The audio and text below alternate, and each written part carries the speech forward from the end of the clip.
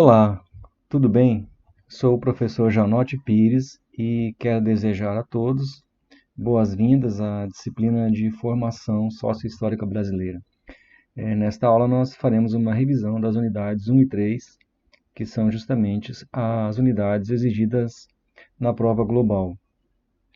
Faremos esta revisão a partir do material didático disponibilizado no ambiente e também a partir de autores e livros que estão na bibliografia da disciplina. Além disso, farei também algumas indicações de leitura, caso queiram se aprofundar mais nos assuntos tratados. Tá certo? Antes de iniciarmos, vale lembrar brevemente a periodização da história do Brasil. Ou seja, nós temos na história do Brasil o período colonial, o Brasil colônia, que vai de 1500 a 1822, com a independência. O Brasil Império, que vai de 1822 a 1889. E o Brasil República, que vai de 1889 aos dias atuais. Os historiadores geralmente subdividem esses períodos, colônia, império e república, em outros menores. Por exemplo, Brasil Império geralmente é subdividido em governo Pedro I, governo regencial, governo Pedro II. Bom, vamos iniciar comentando sobre o Brasil Colônia e Brasil Império, que são justamente períodos abordados na unidade 1. Aqui nós temos uma imagem do Oscar Pereira da Silva, um quadro pintado no início do século XX, está no Museu Paulista, Desembarque de Cabral em Porto Seguro. Bem, como se sabe, Portugal foi pioneiro nas grandes navegações. E a chegada dos portugueses ao território que mais tarde seria chamado Brasil, bem como a interação com os povos indígenas que já habitavam a terra, né? E aí deu-se início à formação social e histórica do povo brasileiro. Então, uma questão que é colocada no material de revisão para a prova global é a seguinte: quais elementos colaboraram para o pioneirismo de Portugal nas grandes navegações? Esta é uma das questões que são colocadas lá no módulo, né? Bom, um primeiro elemento foi a centralização administrativa. Então, Portugal ele se tornou um país bem precocemente, comparando-se com outros países europeus, e a certa altura houve uma dinastia de reis, que era a dinastia de Avis, isso a partir de 1385. Essa dinastia associou-se à burguesia para financiar expedições marítimas em busca de novas rotas de comércio. Outro fator que favoreceu o pioneirismo português foi a posição geográfica. Vamos lembrar que Portugal fica ali entre o oceano, fica no Oceano Atlântico com o Mar Mediterrâneo, próximo ao Mediterrâneo, né? Então os portugueses desenvolveram ao longo do tempo uma grande experiência em navegação, a própria pesca em alto mar, enfim, aprendiam a se orientar pelas estrelas, desenvolver alguns instrumentos náuticos, aperfeiçoar alguns instrumentos náuticos. Então, essa posição geográfica de Portugal, próximo ao Atlântico, né, próximo ao Mediterrâneo, também favoreceu esse expansionismo português. Outro elemento são as condições técnicas. Então, por exemplo, os portugueses desenvolveram, não inventaram, né, mas desenvolveram a caravela, inventaram a vela latina, né, que poderia navegar em qualquer regime de vento, desenvolveram a bússola, a astrolábio, uma série de instrumentos que ajudavam a se localizar em alto mar. E também, aqui nós temos na imagem aparecendo algumas técnicas de navegação, né? Então, astrolábio, balestrilha, bússolas, enfim, uma série de instrumentos, de técnicas, né, de condições técnicas que ajudaram muito Portugal a ser pioneiro nas grandes navegações. Os portugueses não inventaram os instrumentos, mas eles desenvolveram bastante e fizeram uma grande aplicação dessas técnicas. Tá? E a escola de Sagres não era uma escola propriamente dita, né, mas era um local ao sul de Portugal, criado no século XV ainda por Dom Afonso Henriques, que reunia navegadores E lá eles discutiam, né, em Sagres, eles discutiam sobre navegação, sobre cartografia, enfim, sobre todos os assuntos ligados à navegação marítima. Então, esses são alguns elementos que fizeram com que Portugal fosse pioneiro nas grandes navegações. Outra questão que é colocada é: o que despertou o interesse pelo investimento em grandes navegações por parte dos portugueses e espanhóis? Bom, a justificativa oficial para a expansão da portuguesa e dos espanhóis também era justamente a fé cristã católica. Então, levar a fé cristã católica para outros lugares do mundo era uma espécie de justificativa oficial. Tá? E isso acabou se intensificando com a conhecida Reforma Protestante e a reação da Igreja Católica, que foi a chamada Contra-Reforma Católica. Né? Então, e essa ideia de levar a fé cristã católica para outros lugares do mundo, outras partes do mundo, intensificou-se com a Contra-Reforma, né? Isso já no século XVI. Mas a expansão marítima mesmo ela começa no século XV, né? É um processo longo. Agora, na prática mesmo, o que despertou mesmo o interesse por essas grandes navegações, primeiro, a busca de novas rotas de comércio, né, de especiarias, e depois a procura de metais preciosos. Encontrar ouro, prata, sempre foi um grande elemento incentivador para as grandes navegações, né? Então, se examinarmos a documentação da época, vamos ver que geralmente os diários de bordo, né, os escritos da época sempre faziam referência à procura por ouro e outros metais preciosos. Tá? Bom, outra questão. Como foram os primeiros anos da colonização no Brasil? Bem, com a chegada dos portugueses em 1500, começou-se um processo lento de colonização do Brasil. Na verdade, nos primeiros anos, nas primeiras 3 décadas, não houve uma colonização efetiva do Brasil. Tanto é que alguns historiadores chamam esse período de 1500 a 1530, 1532. Alguns historiadores chamam esse período de período pré-colonial. Por quê? Não houve uma colonização efetiva. O que houve foi uma economia, de certa forma, extrativista, né? Ligada à exploração, por exemplo, de pau-brasil. Tá? Lembrar que, inclusive, é essa árvore que dá o nome ao país, né, que futuramente vai ser o Brasil. Enviavam algumas expedições que eles chamavam guarda-costeiras, por exemplo, de Cristóvão Jacques, para tentar reprimir outros países a tomarem posse dessas terras, né? Por exemplo, a repressão aos franceses. Eram as chamadas expedições guarda-costeiras, mas eram poucas e não davam conta de um litoral tão extenso. Né?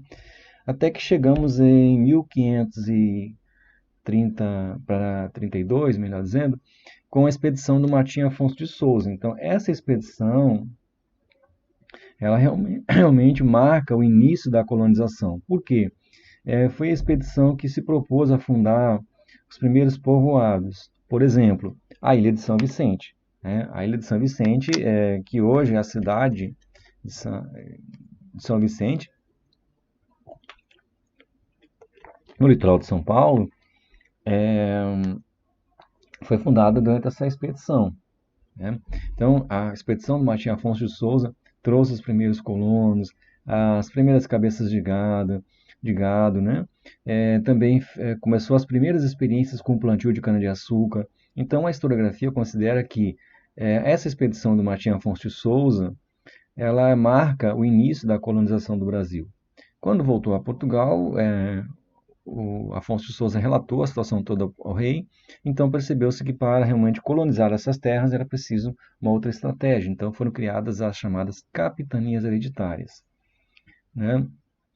Onde a terra foi dividida e doada aos capitães donatários, pessoas que teriam condições então de colonizar essa terra. Mas, efetivamente, esse sistema de capitanias não deu certo. As que conseguiram algum sucesso foram a de Pernambuco e a de São Vicente. Né? Como uma alternativa, então, de tentar melhorar esse processo colonizatório, o governo português resolveu criar uma sede administrativa no Brasil, que era o governo geral. Então, criou um governo geral em 1548, isso já Ailton Tomé de Souza, né, como se sabe, foi o primeiro governador geral. Foi aí que se fundou, inclusive, a cidade de Salvador, 1548.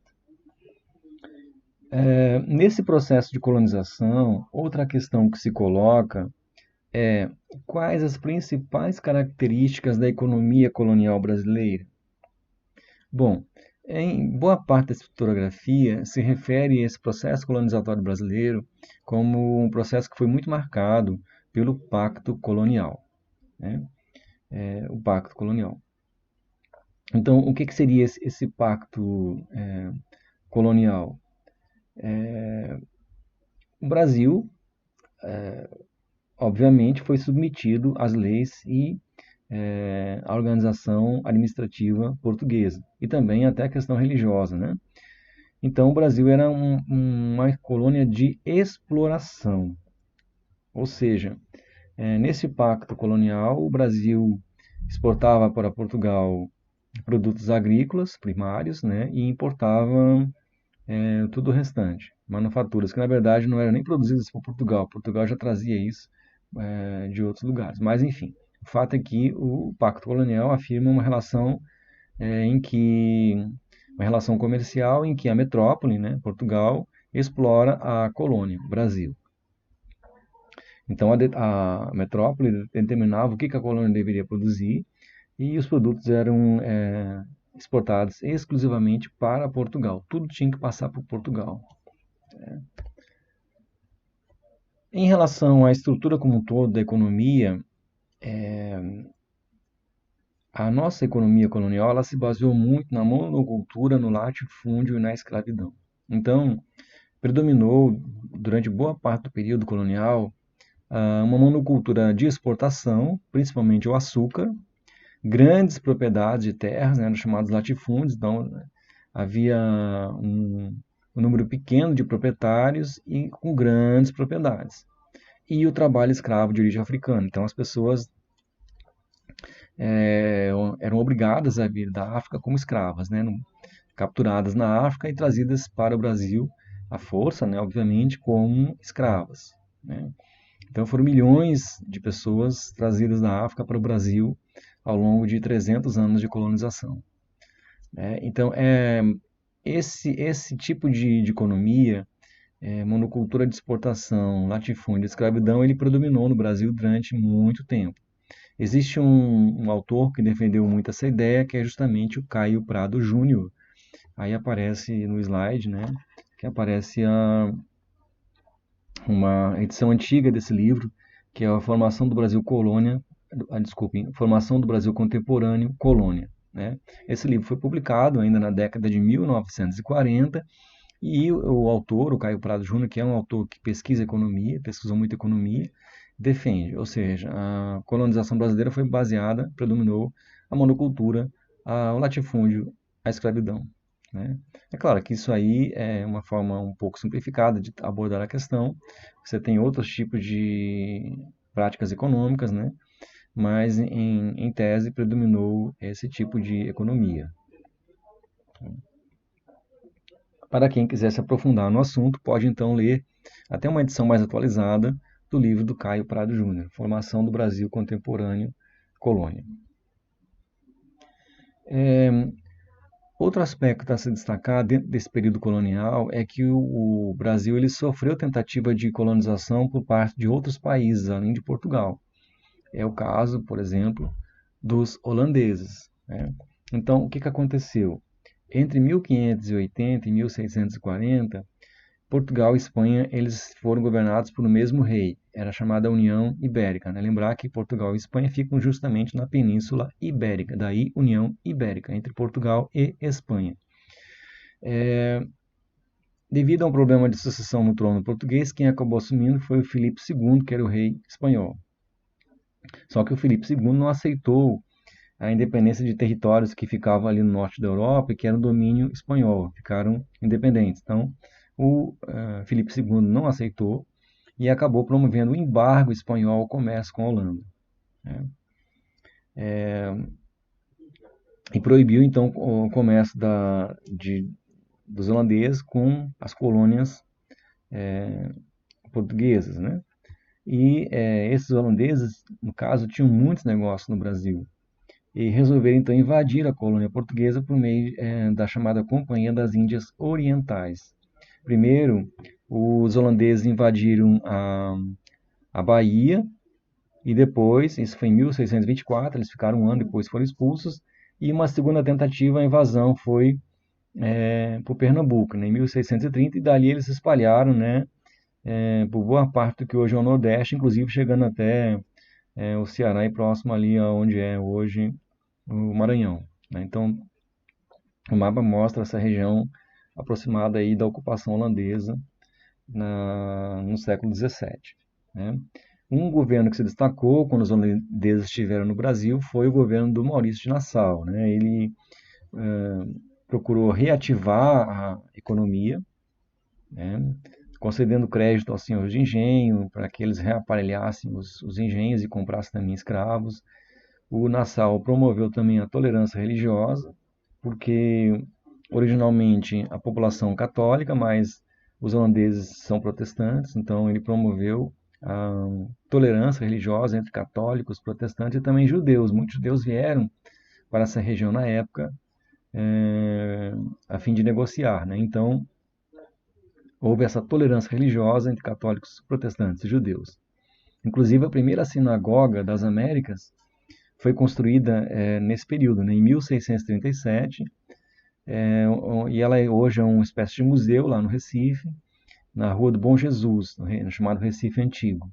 Tá? E também houve um estímulo cultural, porque o Nassau incentivou a vinda de artistas e também de cientistas para pesquisarem a flora e a fauna do local. Bem, como vocês estão observando, o período colonial é bastante extenso, né? Então, são muitas informações e outro aspecto importante desse período colonial é que foi também um período com muitas revoltas internas, né? Aqui temos a expulsão dos holandeses, a chamada insurreição pernambucana, e outra questão que se coloca naquele exercício para a prova global quais foram as revoltas deflagradas no Brasil colônia. Então nós tivemos no Brasil colônia uma série de revoltas. Em geral, os historiadores dividem essas revoltas em dois grupos, né? As revoltas nativistas e as revoltas separatistas. Tá? As revoltas nativistas, elas não tinham uma perspectiva de se separar de Portugal. As revoltas nativistas, elas geravam em torno de uma insatisfação local, né? Os colonos insatisfeitos com algum aspecto local. Por exemplo, revolta de Beckman, né? Foi no Maranhão, em 1684, os irmãos Thomas e Manuel Beckman, inconformados com os preços muito altos que eram exigidos pela Companhia de Comércio no Maranhão, proibição da escravidão indígena, também isso desagradou os colonos na época, e esses colonos acabaram expulsando os jesuítas e roubando alguns armazéns da companhia. Derrubaram as autoridades locais e tomaram poder.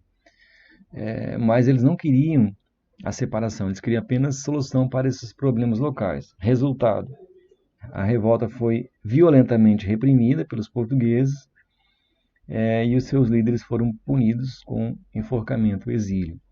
A revolta do Filipe de Santos, né, revolta do Filipe de Santos, já foi em Vila Rica, em 1720.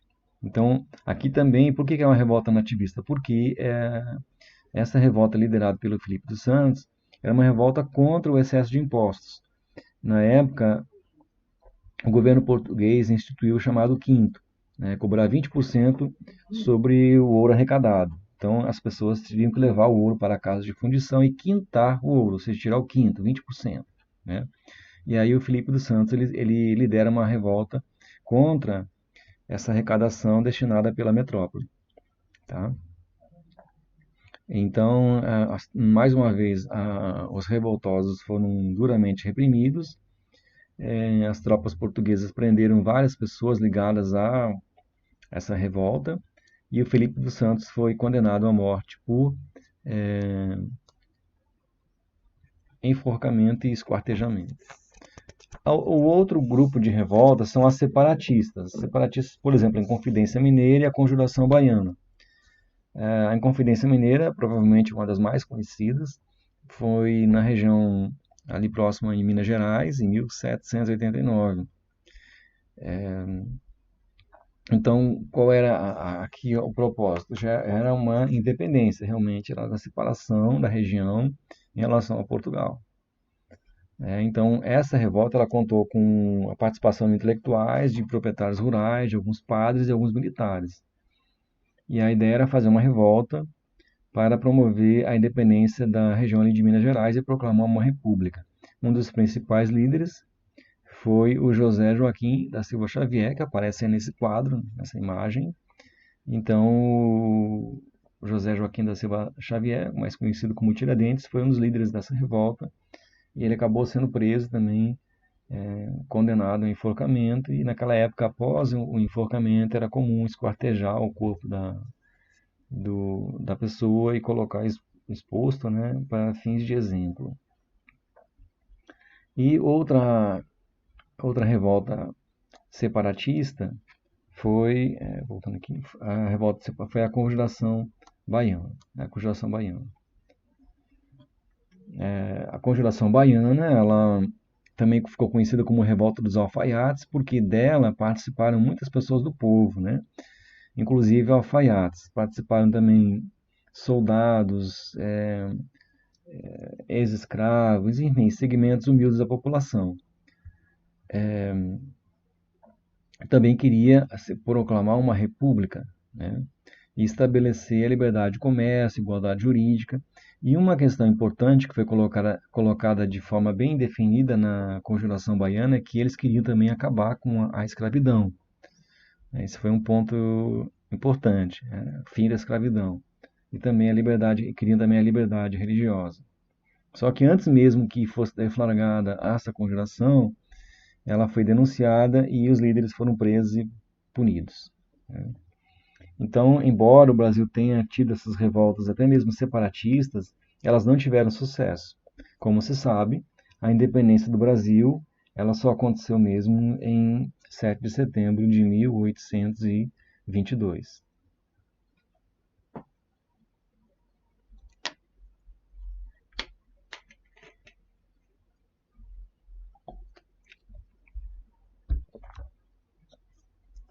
Aí esse quadro é um quadro bastante conhecido, do pintor Pedro Américo, foi pintado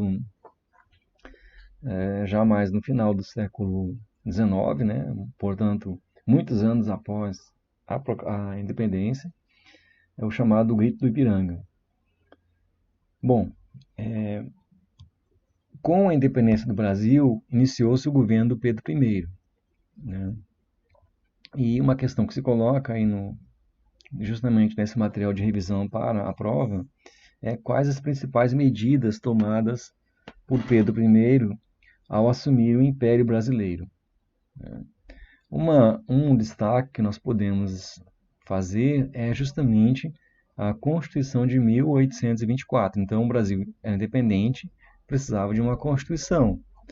Tá? Naquele período ali do século XIX, em geral, os países, as monarquias já eram monarquias constitucionais, ou seja, eram monarquias que o rei governava sob uma Constituição.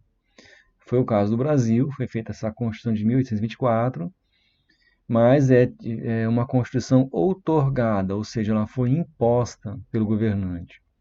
Tá? É diferente de uma Constituição promulgada, onde é feito por meio de representantes do povo, por uma Assembleia Constituinte.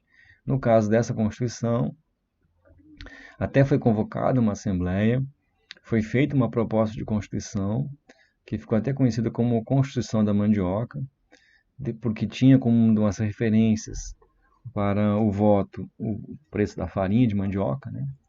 Mas o fato é que o Pedro I rejeitou esse projeto e impôs, outorgou uma outra Carta Magna, que foi justamente a de 1824. Estabelecia 4 poderes: legislativo, executivo, judiciário e moderador. A monarquia seria hereditária, ou seja, passaria de pai para filho. Era uma constituição que previa o catolicismo como religião oficial, e estabelecia também o voto censitário, ou seja, baseado na renda, e era um voto indireto. Outro aspecto é a Confederação do Equador, que foi em 1824, foi iniciada em Pernambuco, é uma revolta contra o governo Pedro I, é a insatisfação daquela região ali de Pernambuco e adjacências em relação à economia do país e o excesso de impostos, e também ao autoritarismo do Pedro I. Várias outras províncias aderiram, inclusive Paraíba, Rio Grande do Norte, até o Ceará. E essa confederação ela foi violentamente também reprimida. Inclusive, o Pedro I contratou forças mercenárias para reprimir a Confederação do Equador. Houve também a Guerra da Cisplatina, que foi justamente a província cisplatina tentando ficar independente e conseguiu. Depois, no final, fica como Uruguai, como permanece até hoje.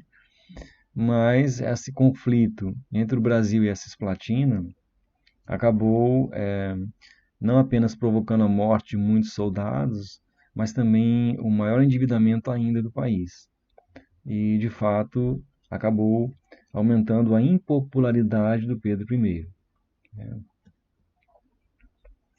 Então, nós temos aí uma série de problemas, inclusive crise financeira, que acabam levando à abdicação do Pedro I em 1831. Então, ele acaba abdicando em favor do seu filho, que é justamente o que vai ser, né, o Pedro II. Só que o Pedro tinha apenas 5 anos, não poderia assumir o governo. Então, como a Constituição previa, estabeleceu-se que haveria uma regência.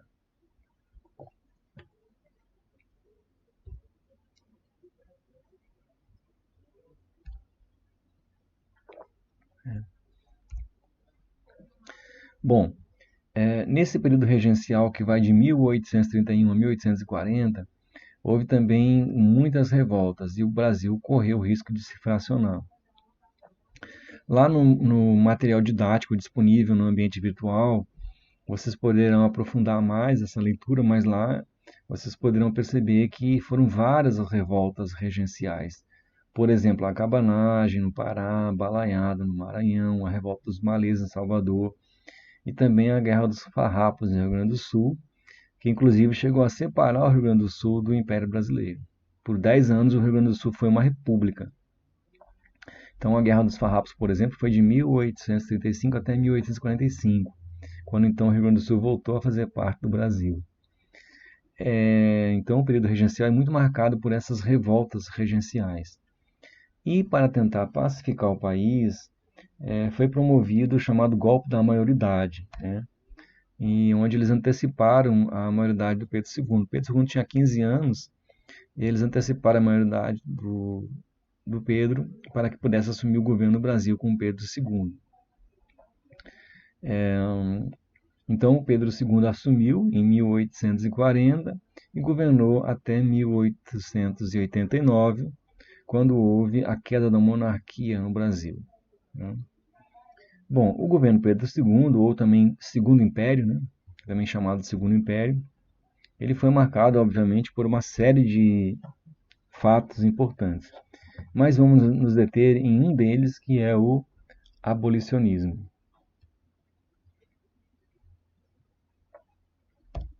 Então, a partir da segunda metade do século XIX, começa a haver uma pressão muito grande da sociedade para que se acabe a escravidão no país.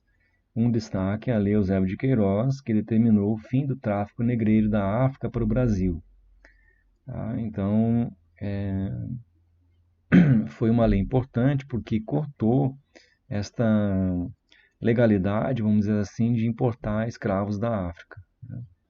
Uma outra lei foi a do ventre livre, em 1871, que estabeleceu que as crianças nascidas de escravos seriam livres.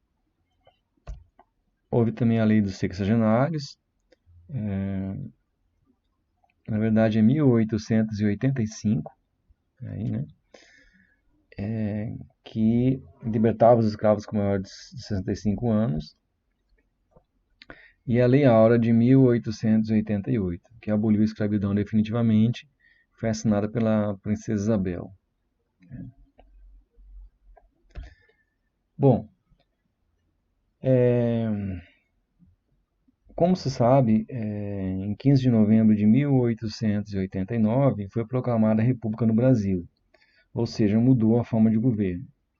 Em geral, a historiografia atribui a queda do Pedro II à perda do apoio da Igreja Católica, do Exército e parcela de proprietários de terras. Essa questão da proclamação da República ela é bastante debatida e há muitos livros sobre esse período da história do Brasil. Então, quem quiser aprofundar essa leitura, eu vou indicar dois livros. O primeiro é um livro do José Murilo de Carvalho, chama-se Os Bestializados, o Rio de Janeiro e a República que não foi. Neste livro, José Murilo de Carvalho ele comenta sobre o imaginário da proclamação da República no Brasil e a falta da participação do povo. Mas há outros trabalhos que apontam que talvez o povo tenha participado ainda que indiretamente. É o caso do livro da Maria Teresa de Mello. O livro chama-se A República Consentida.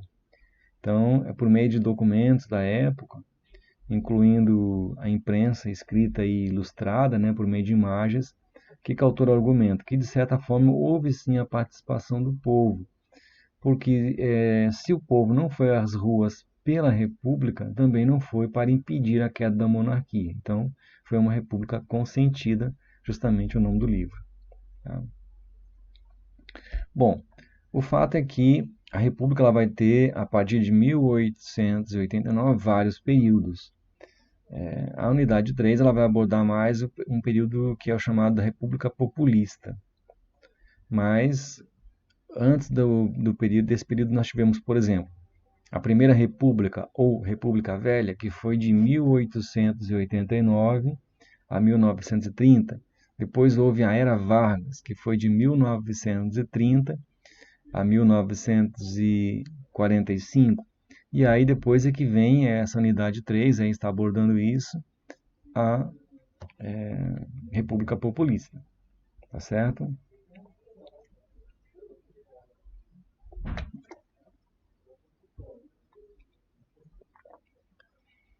Bom, vale lembrar que o Brasil, nesse período de década de 1940, tinha participado da Segunda Guerra Mundial, né? E, no caso, o Brasil tinha lutado contra regimes ditatoriais, por exemplo, contra o nazismo. Inclusive, o Brasil enviou a FEB, Força Expedicionária Brasileira, para combater na Europa. Então, com a vitória dos aliados, isso foi em 1945, não havia mais ambiente para que o Vargas ficasse no poder, né, considerando-se que ele era um ditador. O Vargas não era um ditador, né, pelo menos no período de 1937 a 45, que é justamente o período chamado Estado Novo. Então, o Vargas acabou sendo deposto em 1945, e com a deposição dele foi então iniciado um processo de redemocratização da sociedade brasileira. E nesse processo de redemocratização foi preciso fazer uma nova Constituição, que foi justamente a de 1946, foi uma Constituição promulgada. Aqui algumas características da Constituição: eleições diretas e secretas. A eleição secreta já existia no Brasil desde 1934. A legislação trabalhista da Era Vargas foi preservada. Também foi colocado na Constituição a liberdade de pensamento, de religião e de associação. Agora, partidos políticos contrários ao regime democrático poderiam ser proibidos.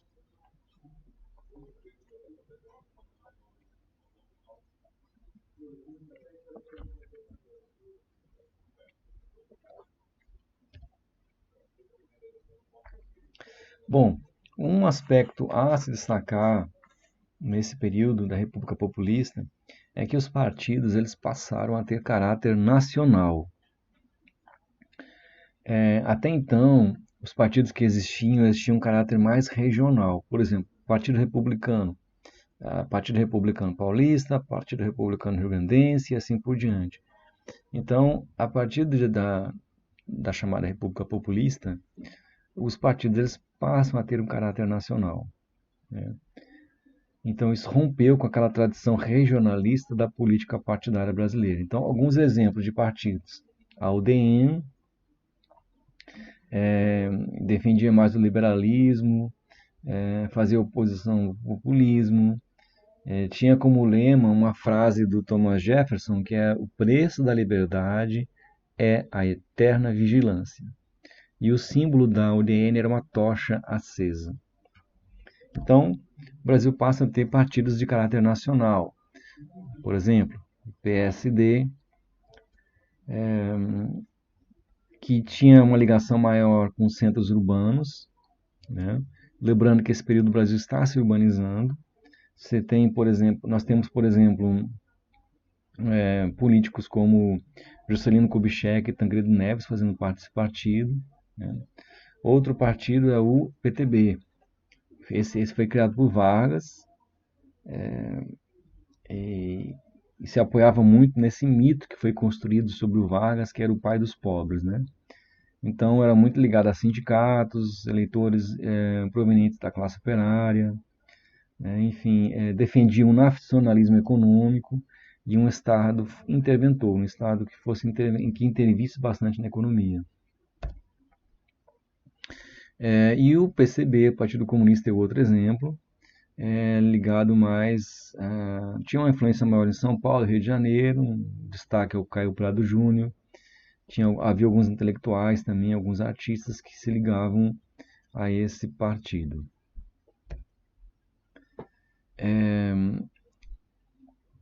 Bem,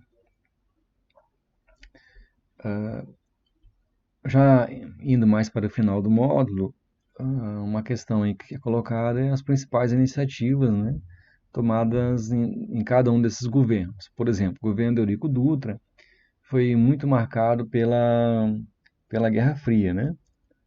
Então, é o contexto da Guerra Fria, o mundo polarizado, de um lado o bloco capitalista liderado pelos Estados Unidos, do outro lado o bloco socialista liderado pela União Soviética, que foi extinta depois, né?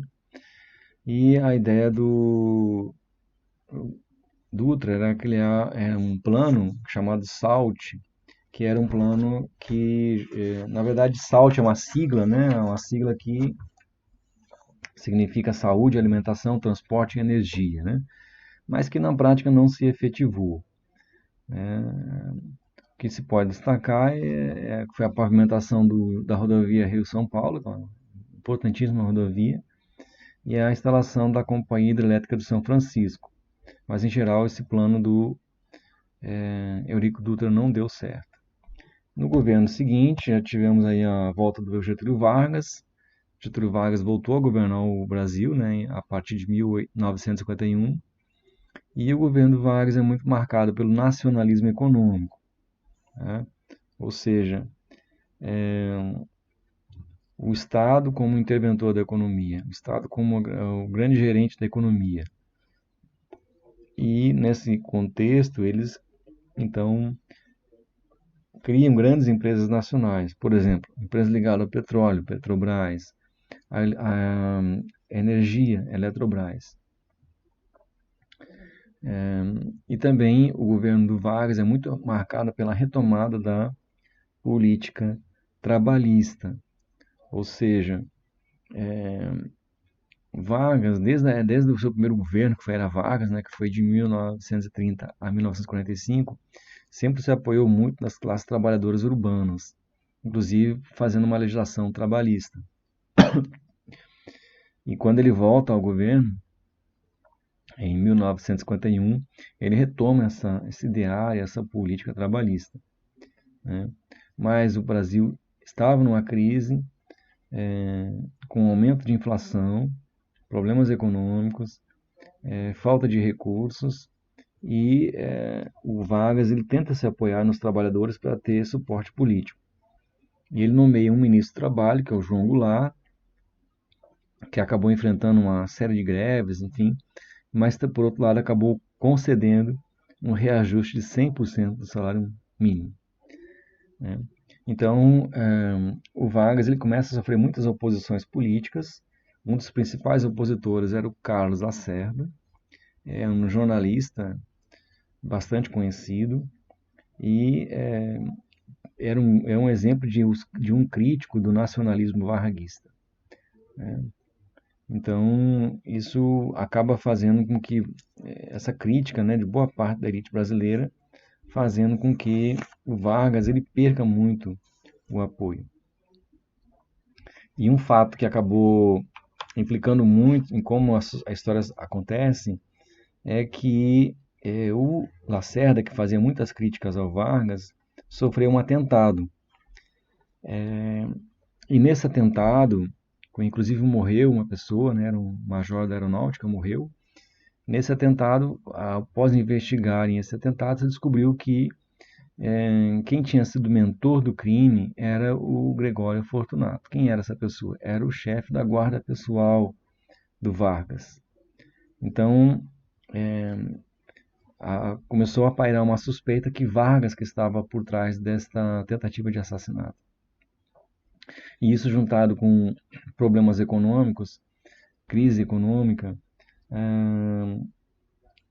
acabou fazendo com que a pressão para que Vargas saísse, renunciasse à presidência fosse muito grande. Então foi aí que Vargas cometeu o famoso suicídio. Ele, em 24 de agosto de 1954, ele dispara um tiro contra o próprio coração e deixa uma carta a testamento, que é muito conhecida, onde ele relata que os grupos nacionais e internacionais desprezavam o povo, né, os mais humildes, enfim, ele faz uma carta alegando para apelando para o sentimento popular, né? Resultado, o suicídio do Vargas ele realmente provocou um enternecimento da população. E, inclusive, a população saiu às ruas quebrando tudo que lembrasse a oposição a Vargas. E o Vargas acabou sendo visto como uma espécie de herói nacional, e os opositores políticos a ele acabavam sendo hostilizados, tá? Então, diante disso, quem assumiu o Brasil foi o vice-presidente, que era o Café Filho, e nas eleições seguintes, quem chega ao poder é Juscelino Kubitschek.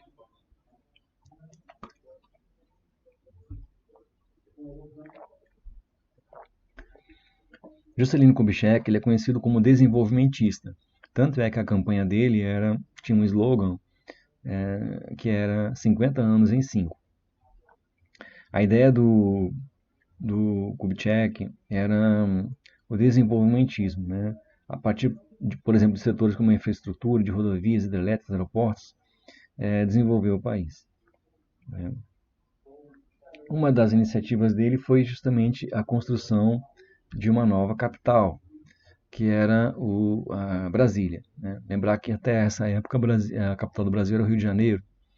Então ele acabou inaugurando essa nova capital em 21 de abril de 1960, né? E com o objetivo de alcançar esse desenvolvimento rápido, ele acabou abrindo a economia para o capital estrangeiro. Então, por exemplo, grandes empresas como a General Motors, a Ford, a Volkswagen, passaram a investir muito no Brasil. E para tornar isso atrativo, o que o governo brasileiro fez?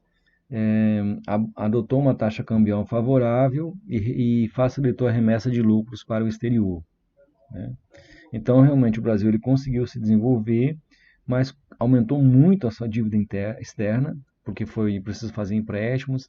Também houve assim, acusações de corrupção, não do Juscelino Kubitschek propriamente dito, mas toda a estrutura. E também a inflação. Então, ao final do governo do Kubitschek, o que acontecia? Um endividamento muito grande do país, uma inflação alta e muita suspeita de corrupção. Então, nas eleições, quem acabou capitalizando essa insatisfação do povo foi o Jânio Quadros. O Jânio Quadros que tinha como uma das suas um dos seus slogans, uma das chamadas aí da propaganda eleitoral, é justamente a ideia de que iria varrer a corrupção do Brasil. Né? Tanto é que um dos símbolos da campanha dele era a vassoura.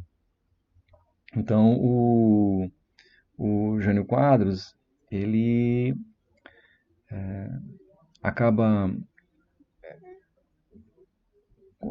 captando essa insatisfação do povo e transforma isso em votos, consegue chegar ao poder prometendo acabar com a corrupção no país.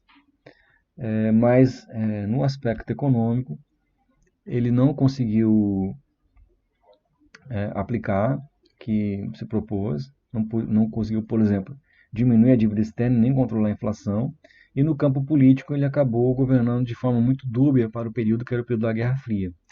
Então, inclusive se aproximando de países comunistas, o que gerou algumas suspeitas, embora ele tivesse sido eleito pelo DN, que era o partido mais aliado do capitalismo, né? Mas o fato é que ele, quando chega ao poder, ele não consegue desenvolver o seu projeto, tanto na economia quanto na política, e resolve, com aproximadamente 6 meses de mandato, renunciar à presidência.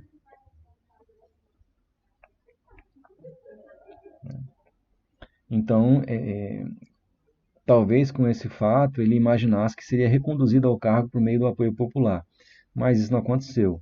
O apoio do povo não se efetivou e ele realmente acabou que o Congresso aceitou a sua renúncia e o vice dele que então deveria assumir, que era o João Goulart. O problema é que o João Goulart ele estava na China, numa missão diplomática, e boa parte da sociedade não aceitava que João Goulart assumisse o poder, porque havia no João Goulart alguém que se alinhava com causas socialistas, né? Enfim, o fato é que a solução encontrada foi adotar um sistema de governo diferente, que era o parlamentarismo. Então, eles alteraram a Constituição. A Constituição ela sofreu uma emenda instituindo o sistema de governo parlamentarista. Ou seja, o Brasil teria um presidente, no caso João Goulart, e um primeiro-ministro, que no caso aí aparece aí na imagem, né, o Tancredo Neves. Só que também era previsto um plebiscito para a população brasileira confirmar realmente se o Brasil seria um país parlamentarista ou voltaria ao presidencialismo. Né? E quando houve esse plebiscito, em 1963, o povo decidiu que o Brasil voltaria para o sistema presidencialista. Então, a partir de 1963, o João Goulart ele realmente, efetivamente se tornou presidente. Né? Então, tentou economicamente o chamado Plano Trienal, que era coordenado por um economista muito famoso, que era o Celso Furtado. Era um plano que tinha uma proposta intervencionista, mas propunha também grandes mudanças, por exemplo, a reforma agrária, acabou sendo de base, né, para o que eles chamam de futuras reformas, ou reformas de base. Reforma agrária, tributária, financeira, administrativa, mas o plano trienal não teve sucesso. Então, diante de uma série de dificuldades na economia, e também ele chegou a um ponto de solicitar o estado de sítio, o presidente João Goulart acabou ficando muito fragilizado e passou ele a sofrer muito enfrentamento direto de alguns grupos políticos. Né? Diante disso, o João Goulart acabou se aproximando de grupos de esquerda, né, que apontavam como saída a mobilização do povo. Então incentivavam que ele fizesse grandes comícios nas cidades. E isso para pressionar o Congresso Nacional. Um exemplo é o que aparece aqui na imagem, no dia 13 de março de 1964, o João Goulart, ele participou no comício na Central do Brasil, e defendeu as chamadas reformas de base, inclusive a reforma agrária e outras reformas que assustaram boa parte da sociedade brasileira. Então, parte da sociedade começou a reagir a isso. Um exemplo foi a Marcha da Família com Deus pela Liberdade, e onde milhares de pessoas foram às ruas, né, a protestar contra o João Goulart. Como desdobramento disso, dessa situação toda, em final de março de 64, tropas militares do Exército acabaram ocupando e depondo o João Goulart.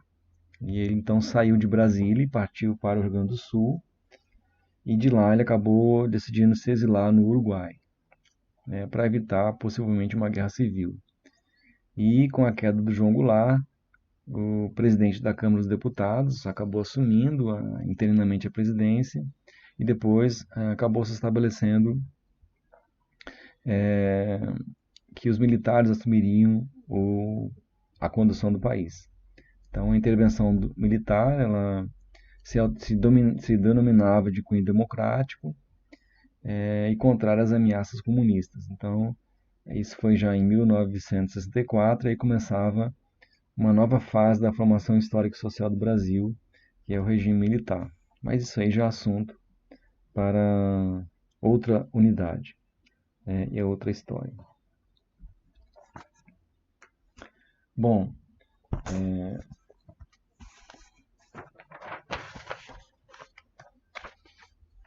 fizemos uma breve revisão das unidades 1 e 3, que são justamente as unidades da prova global.